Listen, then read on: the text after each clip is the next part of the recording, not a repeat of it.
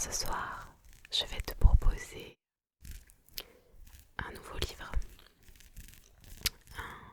un livre de Noël, Conte de Noël de Charles Dickens.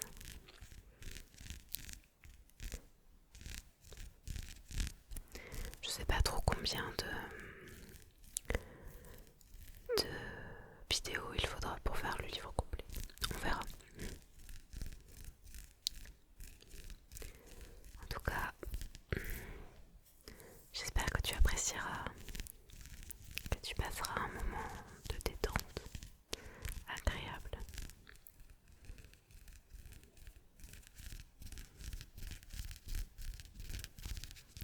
Et si tu as besoin d'une pause après ta journée, j'espère que ça fera l'affaire.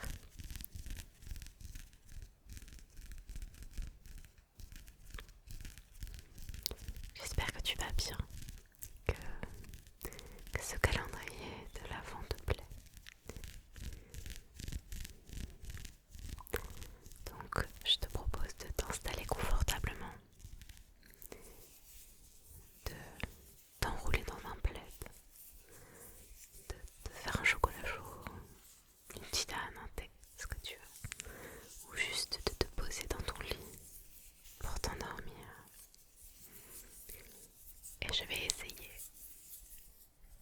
de t'endormir.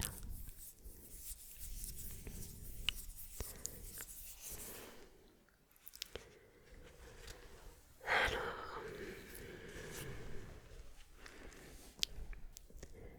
Conte de Noël, Charles Dickens, chapitre 1er, le spectre de Marley. Marley était mort pour commencer. Là-dessus, pas l'ombre d'un doute. Le registre mortuaire était signé par le ministre, le clerc, l'entrepreneur des pompes funèbres et celui qui avait mené le deuil. Scrooge l'avait signé, et le nom de Scrooge était bon à la bourse, quel que fût le papier sur lequel il lui plut d'apposer sa signature. Le vieux Marley était aussi mort qu'un clou de porte. Attention, je ne veux pas dire que je sache par moi-même ce qu'il y a de particulièrement mort dans un clou de porte. J'aurais pu, quant à moi, me sentir porté plutôt à regarder un clou de cercueil comme le morceau de fer le plus mort qui soit dans le commerce. Mais la sagesse de nos ancêtres éclate dans les similitudes, et mes mains profanes n'iront pas toucher l'arche sainte, autrement le pays est perdu. Vous me permettrez donc de répéter avec énergie que Marley était aussi mort qu'un clou de porte. Scrooge savait-il qu'il fût mort, sans contredit. Comment aurait-il pu en être autrement? Scrooge et lui étaient associés depuis je ne sais combien d'années. Scrooge était son seul exécuteur testamentaire, le seul administrateur de son bien, son seul ayant cause, son seul légataire universel, son unique ami, le seul qui eût suivi son convoi. Quoiqu'à dire vrai, il ne fut pas si terriblement bouleversé par ce triste événement qu'il ne se montra un habile homme d'affaires le jour même des funérailles et qu'il ne l'eût solennisé par un marché des plus avantageux. La mention des funérailles de Marley me ramène à mon point de départ. Il n'y a pas de doute que Marley était mort. Ceci doit être parfaitement compris. Autrement, l'histoire que je vais raconter ne pourrait rien avoir de merveilleux. Si nous n'étions bien convaincus que le père d'Hamlet est mort avant que la pièce commence, il n'y aurait rien de plus remarquable à le voir rôder la nuit, par un vent d'est, sur les remparts de la ville, qu'à voir tout autre monsieur d'un âge mûr se promener mal à propos au milieu des ténèbres dans un lieu rafraîchi par la brise, comme serait par exemple le cimetière de Saint-Paul, simplement pour frapper d'étonnement l'esprit faible de son fils. Scrooge n'effaça jamais le nom du vieux Marley. Il était encore inscrit plusieurs années après, au-dessus de la porte du magasin Scrooge et Marley. La maison de commerce était connue sous la raison Scrooge et Marley. Quelquefois des gens peu au courant des affaires l'appelaient Scrooge, quelquefois Marley tout court, mais il répondait également à l'un et l'autre nom. Pour lui c'était un tout. Oh, il tenait bien sur la meule le bonhomme Scrooge. Le vieux pêcheur était un avare qui savait saisir fortement, arracher, tordre, pressurer, gratter, ne point lâcher surtout, dur et tranchant comme une pierre à fusil, dont jamais l'acier n'a fait jaillir une étincelle généreuse, secret, renfermé en lui-même et solitaire comme une huître. Le froid, qui était au-dedans de lui, gelait son vieux visage, pinçait son nez pointu, ridait sa joue, rendait sa démarche roide et ses yeux rouges, bleuissait ses lèvres minces et se manifestait au dehors par le son aigre de sa voix. Une gelée blanche recouvrait constamment sa tête, ses sourcils et son menton fin et nerveux. Il portait toujours et partout avec lui sa température au-dessous de 0, et il glaçait son bureau aux jours caniculaires et ne le dégelait pas d'1 degré à Noël. La chaleur et le froid extérieur avaient peu d'influence sur Scrooge. Les ardeurs de l'été ne pouvaient le réchauffer, et l'hiver le plus rigoureux ne parvenait pas à le refroidir. Aucun souffle de vent n'était plus âpre que lui. Jamais neige en tombant n'alla plus droit à son but, jamais pluie battante ne fut plus inexorable. Le mauvais temps ne savait pas par où trouver prise sur lui. Les plus fortes averses, la neige, la grêle, les giboulées ne pouvaient se vanter d'avoir sur lui qu'un avantage. Elles tombaient souvent avec profusion. Scrooge ne connut jamais ce mot.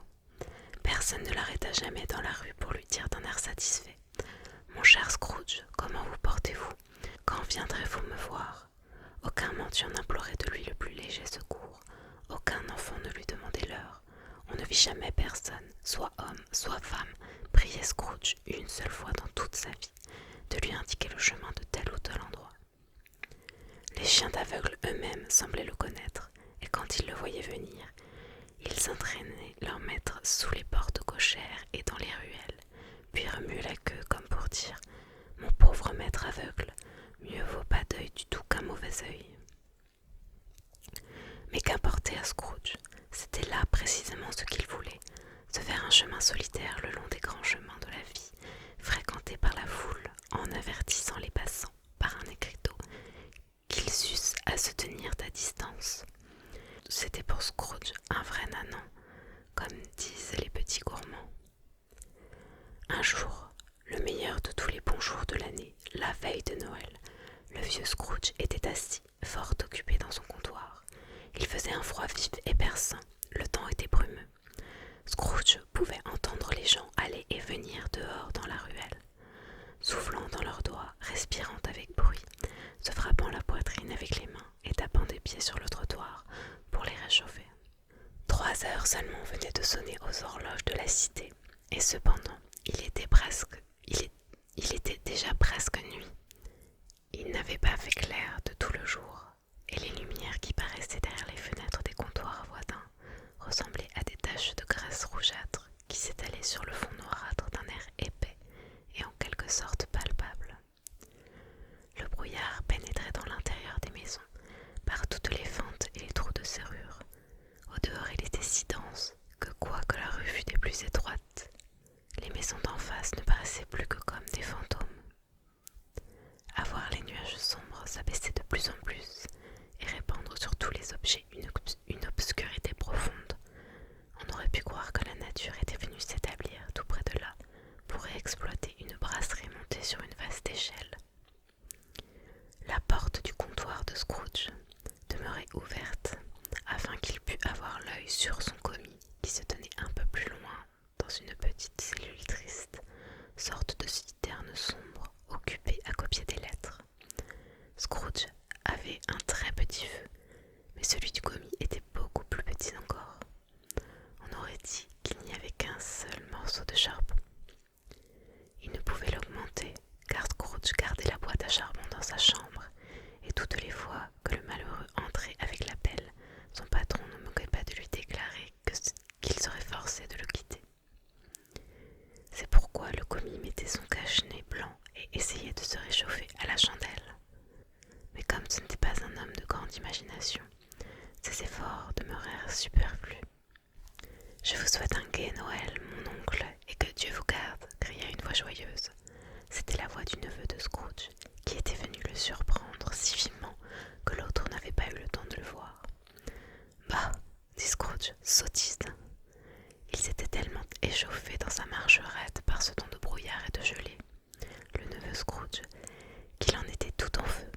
visage était rouge comme une cerise, ses yeux étincelaient et la vapeur de son haleine était encore toute fumante. Noël, une sottise, mon oncle, dit le neveu de Scrooge. Ce n'est pas là ce que vous voulez dire, sans doute. Si fait, répondit Scrooge. Un gai Noël. Quel droit avez-vous d'être gai? Quelle raison auriez-vous de vous livrer à des gaietés ruineuses? Vous êtes déjà bien assez pauvre. Allons, allons, reprit gaiement le neveu. Quel droit avez-vous d'être triste? Quelle raison avez-vous de vous livrer à vos chiffres moroses? Vous êtes déjà bien assez riche. Bah, dit encore Scrooge, qui pour le moment n'avait pas une meilleure réponse prête. Et son bas fut suivi de l'autre mot sottise. Ne soyez pas de mauvaise humeur, mon oncle, riposta le neveu. Et comment ne pas l'être, repartit l'oncle, lorsqu'on vit dans un monde de fous tel que celui-ci. Un gai Noël. Au diable vos gais Noël. Qu'est-ce que Noël si ce n'est une époque où il vous faut payer l'échéance de vos billets, souvent sans avoir d'argent? Un jour où vous vous trouvez plus vieux d'une année et pas plus riche d'une heure. Un jour où, la balance de vos livres établie, vous reconnaissez après 12 mois écoulés que chacun des articles qui s'y trouvent mentionnés vous a laissé sans le moindre profit.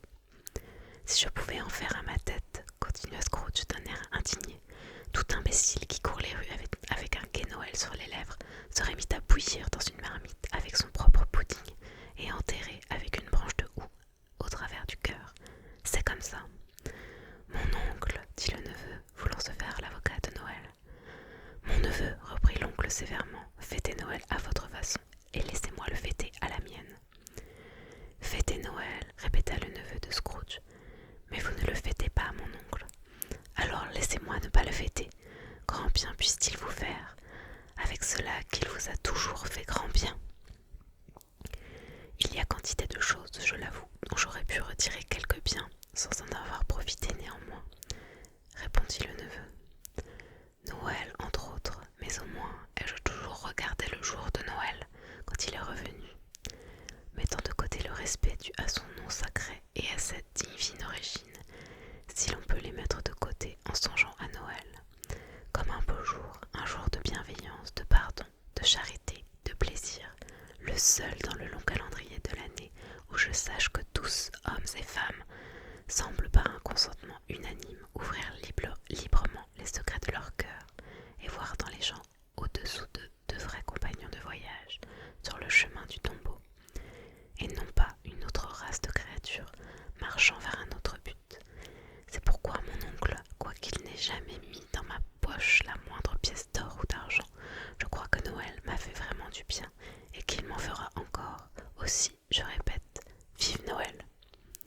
Le commis dans sa citerne applaudit involontairement, mais s'apercevant à l'instant même qu'il venait de commettre une inconvenance, il voulut attiser le feu et ne fit qu'en éteindre pour toujours la dernière apparence d'étincelle. Que j'entende encore le moindre bruit de votre côté, dit Scrooge, et vous fêterez votre Noël en perdant votre place. Quant à vous, monsieur, ajouta-t-il en se tournant vers son neveu, vous êtes en vérité un orateur distingué. Je m'étonne que vous n'entriez pas au Parlement. Ne vous fâchez pas, mon oncle. Allons, venez dîner demain chez nous. Scrooge dit qu'il voudrait le voir. Oh, oui, en vérité, il le dit. Il prononça le mot tout entier et dit qu'il aimerait mieux le voir. Oh, le lecteur finira le mot, si cela lui plaît. Mais pourquoi? S'écria son neveu. Pourquoi? Pourquoi vous êtes-vous marié? Demanda Scrooge. Parce que j'étais amoureux. Parce que vous étiez amoureux, grommela Scrooge, comme si c'était la plus grosse sottise du monde après le gai Noël. Bonsoir. Mais mon oncle, vous ne veniez jamais me voir avant mon mariage. Pourquoi vous en faire un prétexte pour ne pas venir maintenant? Bonsoir, dit Scrooge. Je ne désire rien de vous. Je ne vous demande rien. Pourquoi ne serions-nous pas amis? Bonsoir, dit Scrooge. Je suis peiné, bien sincèrement peiné de vous voir si résolu. Nous n'avons jamais eu rien l'un contre l'autre, au moins de mon côté. Mais j'ai fait cette tentative pour honorer Noël, et je garderai ma bonne humeur de Noël jusqu'au bout. Ainsi, un gai Noël, mon oncle. Bonsoir, dit Scrooge. Et je vous souhaite aussi la bonne année. Bonsoir, dit Scrooge. Son neveu quitta la chambre, sans dire seulement un mot de mécontentement. Il s'arrêta à la porte d'entrée pour faire ses souhaits de bonne année au commis, qui, bien que gelé, était néanmoins plus chaud que Scrooge, car il les lui rendit cordialement. « Voilà un autre fou, » murmura Scrooge, qui l'entendit de sa place. « Mon commis, avec 15 shillings par semaine, une femme et des enfants parlant d'un gai Noël, et il y a de quoi se retirer aux petites maisons. » Ce fou fieffé donc, en allant reconduire le neveu de Scrooge, avait introduit 2 autres personnes. C'étaient 2 messieurs de bonne mine, d'une figure avenante, qui se tenaient en ce moment chapeau bas dans le bureau de Scrooge. Ils avaient à la main des registres et des papiers, et le saluèrent. « Scrooge et Marley, je crois, » dit l'un d'eux en consultant la liste. « Est-ce à monsieur Scrooge ou à monsieur Marley que j'ai le plaisir de parler ?»« Monsieur Marley est mort depuis 7 ans, » répondit Scrooge. « Il y a juste 7 ans qu'il est mort, cette nuit même. » « Nous ne doutons pas que sa générosité ne soit bien représentée par son associé survivant, » dit l'étranger en présentant ses pouvoirs pour quêter. Elle l'était certainement, car les 2 associés se ressemblaient comme 2 gouttes d'eau. Au mot fâcheux de générosité, Scrooge fronça le sourcil, hocha la tête et rendit au visiteur ses certificats. « À cette époque joyeuse de l'année, monsieur Scrooge, » dit celui-ci en prenant une plume, « il est plus désirable encore que d'habitude que nous puissions recueillir un léger secours pour les pauvres et les indigents, qui souffrent énormément dans la saison où nous sommes. Il y a des milliers qui manquent du plus strict nécessaire et des centaines de mille qui n'ont pas à se donner le plus léger bien-être. »« N'y a-t-il pas des prisons ?» demanda Scrooge. « Oh, en très grand nombre, » dit l'étranger, laissant retomber sa plume. « Et les maisons de refuge, » continua Scrooge, « ne sont-elles plus en activité ?»« Pardon, monsieur, » répondit l'autre, « et plût à Dieu qu'elles ne le fussent pas. Le moulin de discipline et la loi des pauvres sont toujours en pleine vigueur alors, » dit Scrooge. « Toujours, et ils ont fort à faire tous les 2. »« Oh, j'avais craint, d'après ce que vous me disiez d'abord, que quelque circonstance imprévue ne fût venue entraver la marche de ces utiles institutions. Je suis vraiment ravi d'apprendre le contraire, » dit Scrooge. Persuadé qu'elles ne peuvent guère fournir une satisfaction chrétienne du corps et de l'âme à la multitude, quelques-uns d'entre nous s'efforcent de réunir une petite somme pour acheter aux pauvres un peu de viande et de bière, avec du charbon pour se réchauffer. Nous choisissons cette époque parce que c'est de toute l'année le temps où le besoin se fait le plus vivement sentir et où l'abondance fait le plus de plaisir. Par combien vous inscrirai-je ? Pour rien, répondit Scrooge. Vous désirez garder l'anonymat ? Je désire qu'on me laisse en repos. Puisque vous me demandez ce que je désire, messieurs, voilà ma réponse. Je ne me réjouis pas moi-même à Noël et je ne puis fournir aux paresseux les moyens de se réjouir. J'aide à soutenir les établissements dont je vous parlais tout à l'heure. Ils coûtent assez cher, ce qui ne se trouve pas bien ailleurs, donc à y aller. Il y en a beaucoup qui ne le peuvent pas et beaucoup d'autres qui aimeraient mieux mourir. S'ils aiment mieux mourir, reprit Scrooge, il ferait très bien de suivre cette idée et de diminuer l'excédent de la population. Au reste, excusez-moi, je ne connais pas tout ça. Mais il vous serait facile de le connaître, fit observer l'étranger. Ce n'est pas ma besogne, répliqua Scrooge. Un homme a bien assez de faire ses propres affaires, sans se mêler de celles des autres. Les miennes prennent tout mon temps. Bonsoir, messieurs. Voyant clairement qu'il serait inutile de poursuivre leur requête, les 2 étrangers se retirèrent. Scrooge se remit au travail, de plus en plus content de lui, et d'une humeur plus enjouée qu'à son ordinaire. Cependant, le brouillard et l'obscurité s'épaississaient tellement que l'on voyait des gens courir çà et là par les rues, des torches allumées, offrant leur service aux cochers pour marcher devant les chevaux et les guider dans leurs chemins. L'antique tour d'une église dont la vieille cloche refrognée avait toujours l'air de regarder Scrooge curieusement à son bureau par une fenêtre gothique pratiquée dans le mur, devint invisible et sonna les heures, les demi et les quarts dans les nuages avec des vibrations tremblantes et prolongées, comme si ses dents eussent claqué là-haut, dans sa tête gelée. Le froid devint intense dans la rue même. Au coin de la cour, quelques ouvriers occupés à réparer les conduits du gaz avaient allumé brasier autour duquel se pressait une foule d'hommes et d'enfants déguenillés, se chauffant les mains et clignant des yeux devant la flamme avec un air de ravissement. Le robinet de la fontaine était délaissé, et les eaux refoulées qui s'étaient congelées tout autour de lui formaient comme un cadre de glace misanthropique qui faisait horreur à voir. Les lumières brillantes des magasins, où les branches et les baies de houx pétillaient à la chaleur des becs de gaz placés derrière les fenêtres, jetaient sur les visages pâles des passants un reflet rougeâtre. Les boutiques de marchands de volailles et des épiciers étaient devenues comme un décor splendide, un glorieux spectacle qui ne permettait pas de croire que la vulgaire pensée de négoce et de trafic eût rien à démêler avec ce luxe inusité. Le Lord Mayor, dans sa puissante forteresse de Mansion House, donnait ses ordres à ses 50 cuisiniers et à ses 50 sommeliers pour fêter Noël, comme doit le faire la maison d'un Lord Mayor. Et même le petit tailleur qu'il avait commandé le lundi précédent a une amende de 5 shillings pour s'être laissé arrêter dans les rues, ivre et faisant un tapage infernal, préparait tout dans son gâtelas pour le pudding du lendemain, tandis que sa maigre moitié sortait avec son maigre nourrisson dans les bras pour aller acheter à la boucherie le morceau de bœuf indispensable. Cependant, le brouillard redoutable, le froid redoutable, un froid vif, âpre, pénétrant. Si le bon Slan Dunstan avait seulement pincé le nez du diable avec un temps pareil au lieu de se servir de ses armes familières, c'est pour le coup que le malin esprit n'aurait pas manqué de pousser des hurlements.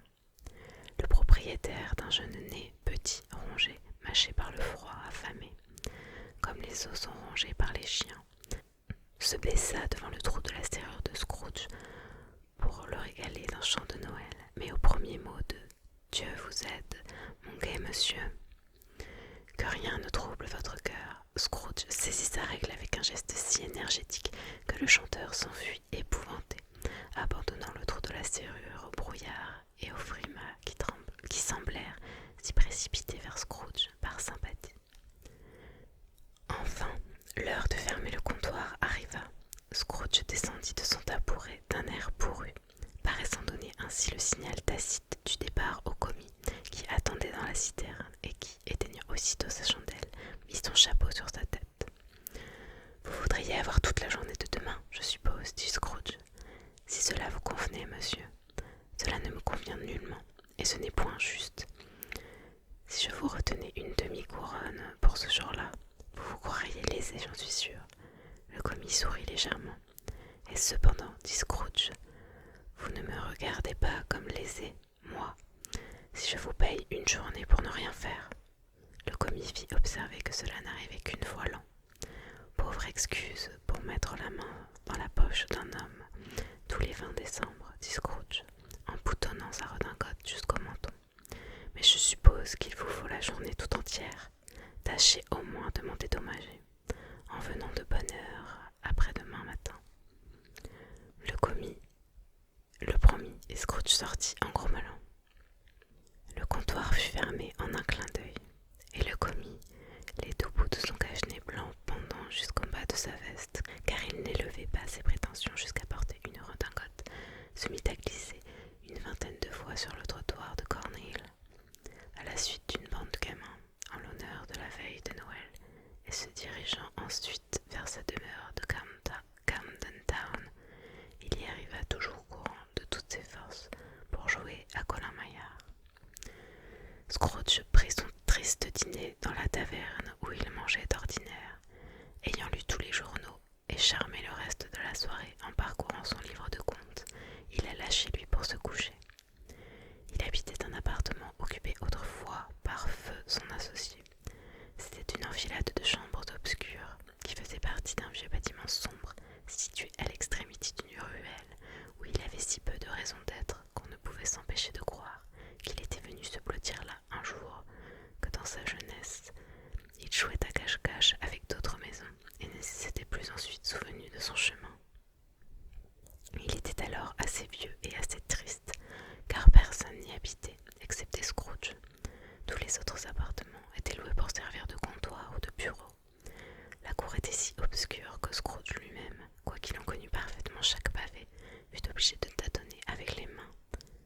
Le brouillard et les frimas enveloppaient tellement la vieille porte sombre de la maison qu'il semblait que le génie de l'hiver se tint assis sur le seuil, absorbé dans ses tristes méditations. Le fait est qu'il n'y avait absolument rien de particulier dans le marteau de la porte, sinon qu'il était trop gros. Le fait est encore que Scrooge l'avait vu soir et matin, chaque jour, depuis qu'il demeurait en ces lieux. Qu'en outre, Scrooge possédait aussi peu de ce que l'on appelle imagination qu'aucun habitant de la cité de Londres, y compris même, je crains d'être un peu téméraire, la corporation, les aldermen et les notables. Il faut bien aussi se mettre dans l'esprit que Scrooge n'avait pas pensé une seule fois à Marley depuis qu'il avait, cet après-midi même, fait mention de la mort de son ancien associé, laquelle remontait à 7 ans. Qu'on m'explique alors, si on le peut, comment il se fit que Scrooge, au moment où il mit la clé dans la serrure, vit dans le marteau, sans avoir prononcé aucune parole magique pour le transformer, non plus en marteau, mais la figure de Marley. Oui, vraiment, la figure de Marley. Ce n'était pas une ombre impénétrable comme les autres objets de la cour.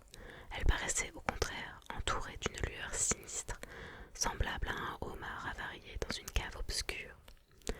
Son expression n'avait rien qui rappelât la colère ou la férocité, mais elle regardait Scrooge comme Marley avait coutume de le faire, avec des lunettes de spectre relevées sur son front de revenant. La chevelure était curieusement soulevée, comme un souffle ou une vapeur chaude, et quoique les yeux fussent tout grands ouverts, il demeurait parfaitement immobile. Cette circonstance et sa couleur livide la rendaient horrible, mais l'horreur qu'éprouvait Scrooge à sa vue ne semblait pas du fait de la figure. Elle venait plutôt de lui-même et ne tenait pas à l'expression de la physionomie du défunt. Lorsqu'il eut considéré fixement ce phénomène, il n'y trouva plus qu'un marteau. Dire qu'il ne tressaillit pas ou qu'il ne ressentit point une impression terrible à laquelle il avait été étranger depuis son enfance serait un mensonge, mais il mit la main sur la clé, qu'il avait lâchée d'abord, la tourna brusquement, entra et alluma sa chandelle. Il s'arrêta un moment, irrésolu, avant de fermer la porte et commença par regarder avec précaution derrière elle, comme s'il se fût presque attendu à être épouvanté par la vue de la queue effilée de Marley s'avançant jusque dans le vestibule.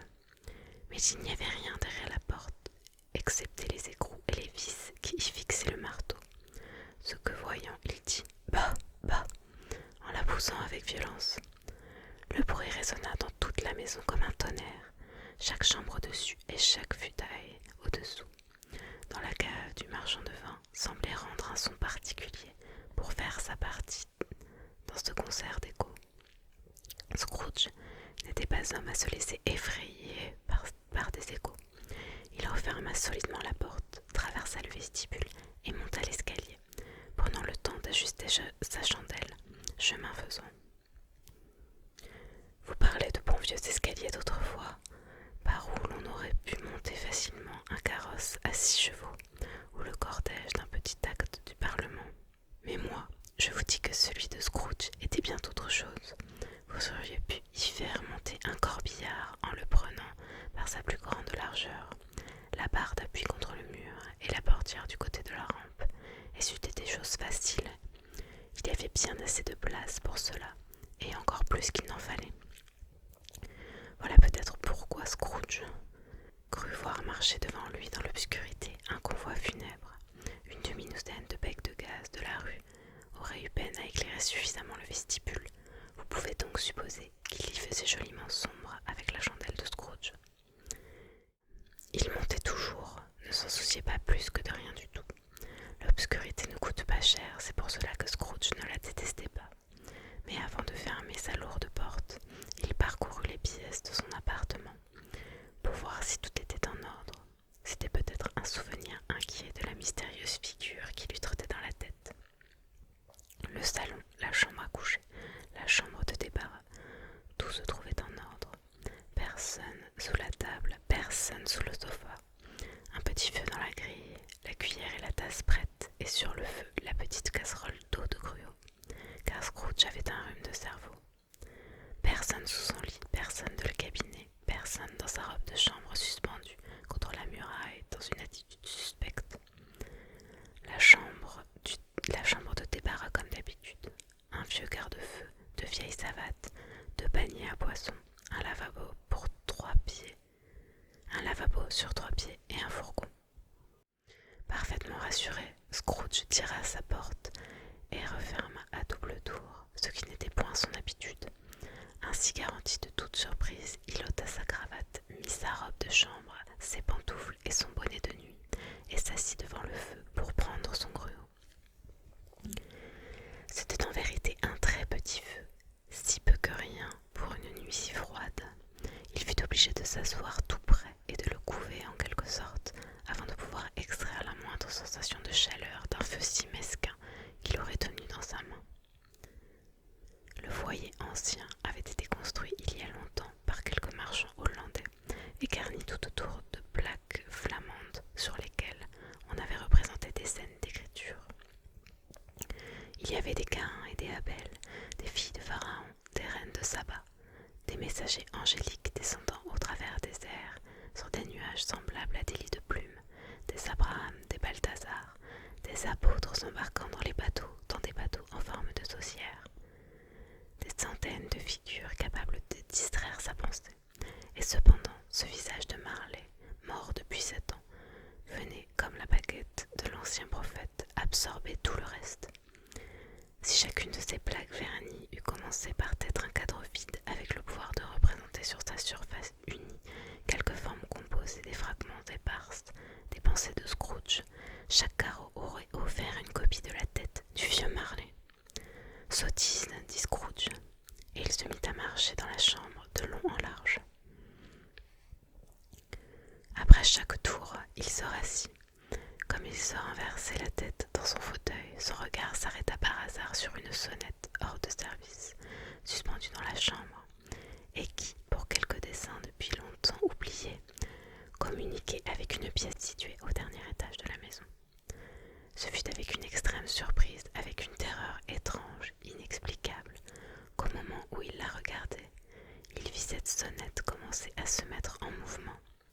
Elle s'agita d'abord si doucement qu'à peine rendit-elle un son, mais bientôt elle sonna à double carillon, et toutes les autres sonnettes de la maison se mirent de la partie. Cela ne dura peut-être qu'une demi-minute ou une minute au plus, mais cette minute pour Scrooge fut aussi longue qu'une heure. Les sonnettes s'arrêtèrent comme elles avaient commencé, tout en même temps. Leur bruit fut remplacé par un choc de ferraille venant des profondeurs souterraines, comme si quelqu'un traînait une lourde chaîne sur des tonneaux, sur les tonneaux dans la cave du marchand de vin. Scrooge se souvint alors d'avoir ouï dire que, dans les maisons hantées par les revenants, il traînait toujours des chaînes après eux. La porte de la cave s'ouvrit avec un horrible fracas, et alors il entendit le bruit devenir beaucoup plus fort au rez-de-chaussée, puis monter l'escalier, et enfin s'avancer directement vers sa porte. « Sottise encore que tout cela, dit Scrooge, je ne veux pas y croire. » Il changea cependant de couleur lorsque, sans le moindre temps d'arrêt, le spectre traversa la porte massive et, pénétrant dans la chambre, passa devant ses yeux. Au moment où il entrait, la flamme mourante se releva comme pour crier « Je le reconnais, c'est le spectre de Marley !» Puis elle retomba. Le même visage, absolument le même, Marley avec sa queue effilée, son gilet ordinaire, ses pantalons collants et ses bottes dont les glands de soie se balançaient en mesure avec sa queue, les pans de son habit et de son toupet. La chaîne qu'il traînait était passée autour de sa ceinture. Elle était longue, tournée autour de lui comme une queue, et était faite, car Scrooge la considérait de près, de coffres-forts, de clés, de cadenas, de grands livres, de paperasses et de bourses pesantes en acier. Son corps était transparent, si bien que Scrooge, en l'observant et regardant à travers son gilet, pouvait voir les 2 boutons cousus par derrière à la taille de son habit. Scrooge avait souvent entendu dire que Marley n'avait pas d'entrailles, mais il ne l'avait jamais cru jusqu'alors. Non, et même il ne le voyait pas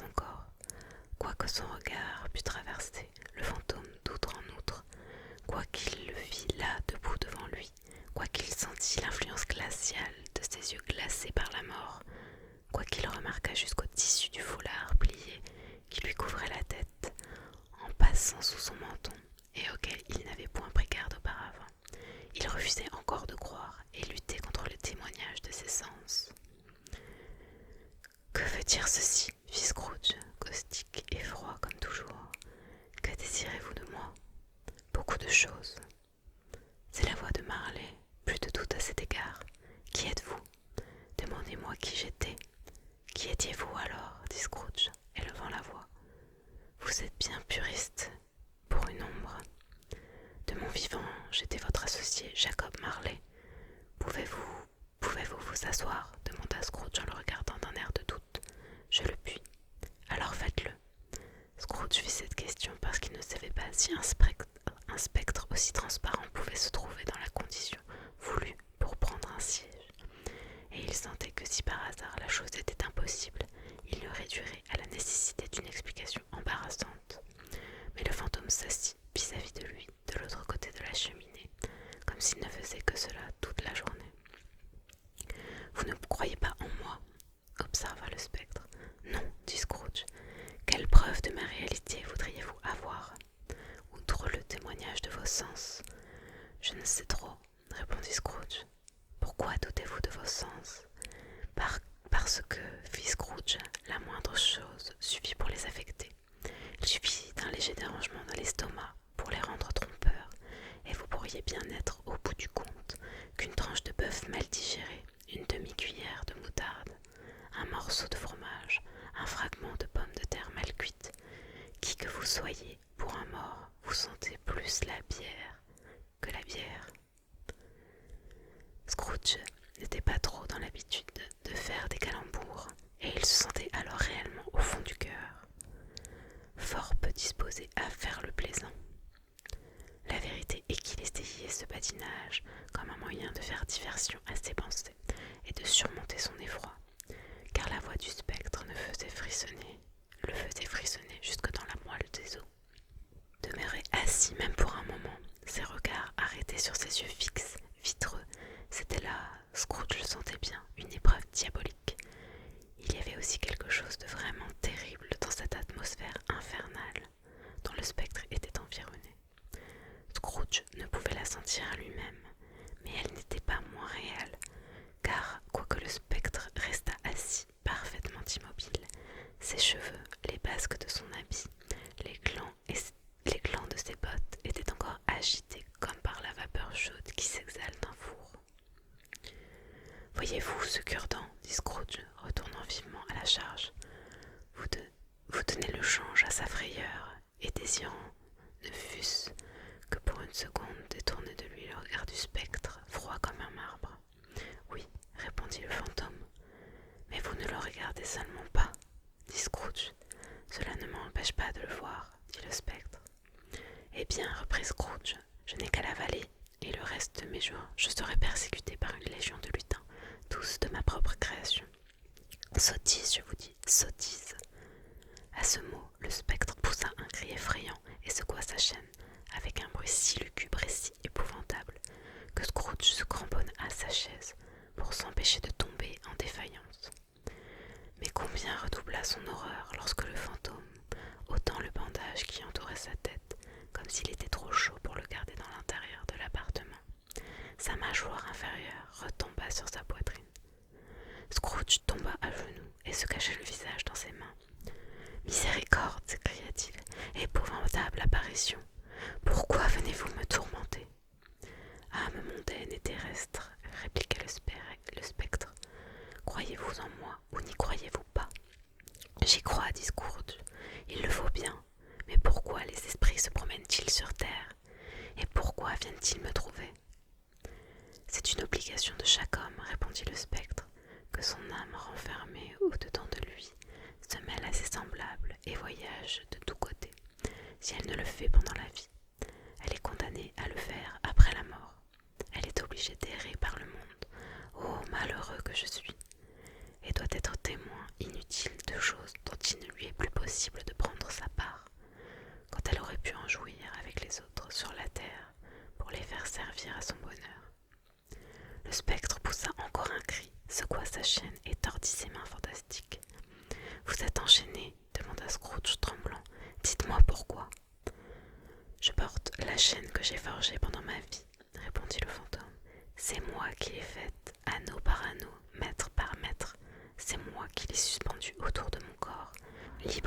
et de ma propre volonté, comme je l'apporterai toujours de mon plein gré.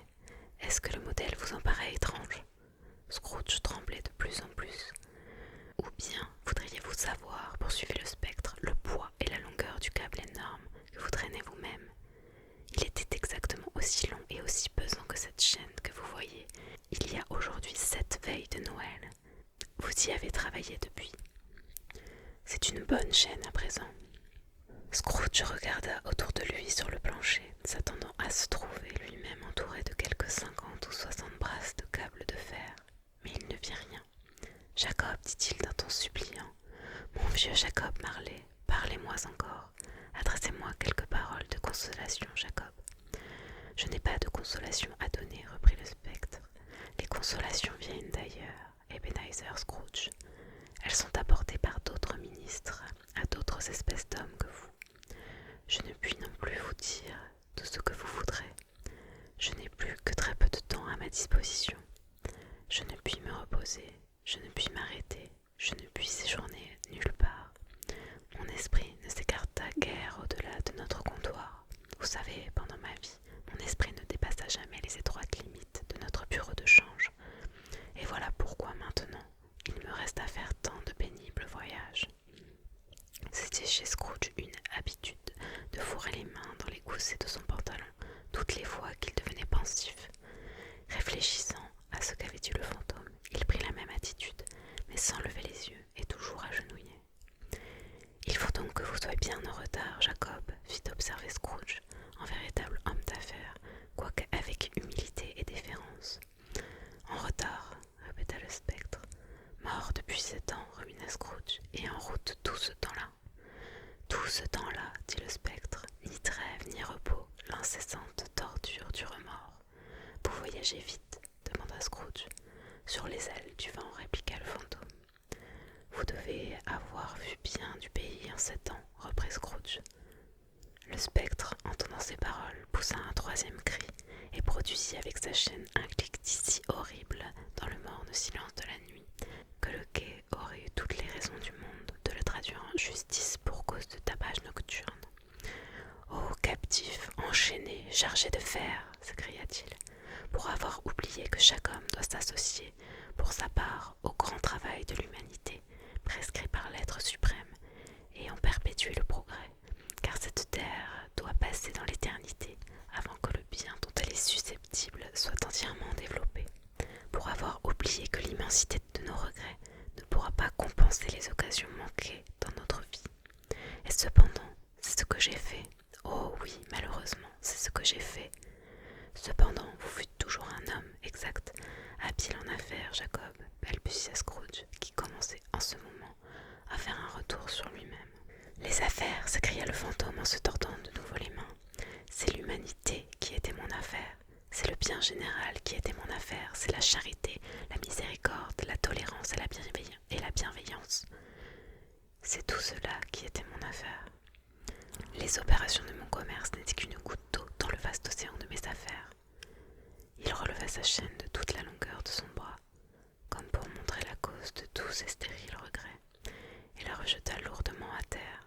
« C'est à cette époque de l'année expirante, dit le spectre, que je souffre le plus.